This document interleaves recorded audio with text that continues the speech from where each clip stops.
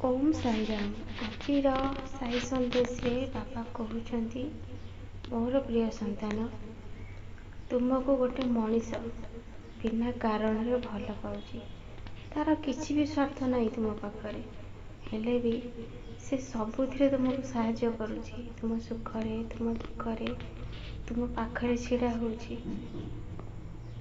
ଆଜିକାଲି ଦୁନିଆରେ ନିଜର ରକ୍ତର ସମ୍ପର୍କ ବି ଏମିତି କରୁନାହାନ୍ତି, କିନ୍ତୁ ସେ ବାହାର ଜଣେ ମଣିଷ ଆସିକି ତୁମକୁ ଏତେ ସାହାଯ୍ୟ କରୁଛି।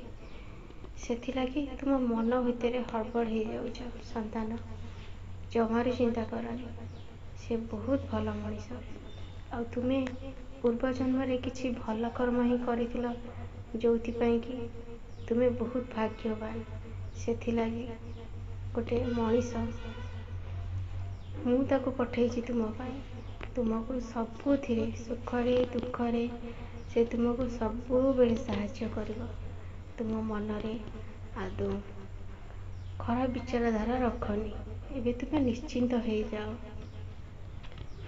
ତୁମେ ଯାହା ବି କରୁଛ ସବୁ ଭଲ ହିଁ କରୁଛ, ସବୁ ଭଲ କାମ କରୁଛ। ଖାଲି ତୁମେ ସବୁବେଳେ ଓମ୍ ନମଃ ଶିବାୟ ମନ୍ତ୍ର ଜପ କର। ଯେଉଁଠିକି ବି ଯାଉଛ, ଘରେ ବି ମନ ଭିତରେ ଜପ କର।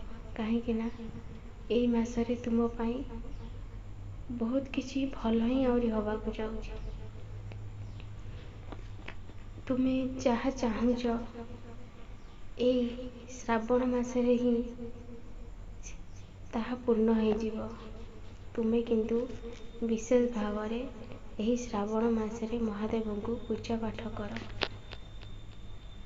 ଯଦି ଘର ପାଖରେ ମନ୍ଦିର ନାହିଁ, ତୁମେ ଯାଇପାରୁନ, ତାହେଲେ ତୁମ ଘର ପାଖରେ ବେଲଗଛ ତ ନିଶ୍ଚୟ ଥିବ। ତୁମେ ସେଇଠି ଓମ୍ ନମଃ ଶିବାୟ ମନ୍ତ୍ର 108 ଥର ଜପ କର।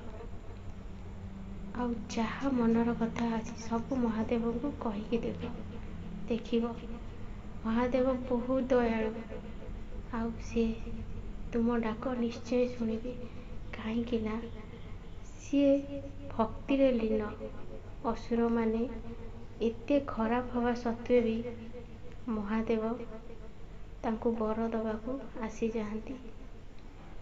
କାହିଁକି ନା ସିଏ ହେଉଛନ୍ତି ଭକ୍ତମାନଙ୍କର ଭକ୍ତିକୁ ଦେଖନ୍ତି। ସିଏ ଦେଖନ୍ତିନି କିଏ ଖରାପ କିଏ ଭଲ, କିନ୍ତୁ ଭକ୍ତି ଭାବରେ ତାଙ୍କୁ ଯିଏ ଡାକେ ସେ ତାଙ୍କ ପାଖକୁ ପଳେଇ ଆସନ୍ତି। ସେମିତି ତୁମେ ମହାଦେବଙ୍କୁ ପୂଜା ପାଠ କର। ତୁମର ଯେଉଁ କାମରେ ସବୁ ବିଘ୍ନ ଘଟୁଛି ତାହା ହେବାକୁ ଲାଗିବ।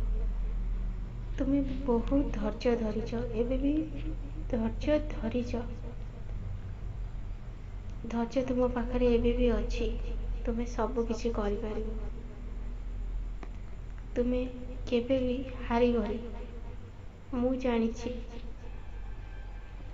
ତୁମର ସମସ୍ତ କାର୍ଯ୍ୟ ବହୁତ ଶୀଘ୍ର ପୂର୍ଣ୍ଣ ହେଇଯିବ।